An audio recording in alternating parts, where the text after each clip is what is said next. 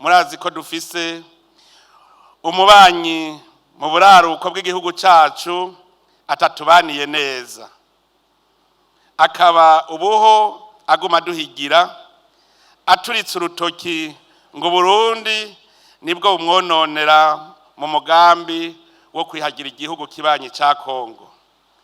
Ni nawe n'ubu adahengeshanya gushigikira abipfuriza inabo Burundi, ariko abimenye ko igihugu si icana, igihugu sabana, Uburundi ni igihugu kitavogerwa. Musabwa rero kuryamira amajanja, muri kanure mufatanije n'abajejwe intwaro n'abene gihugu bose.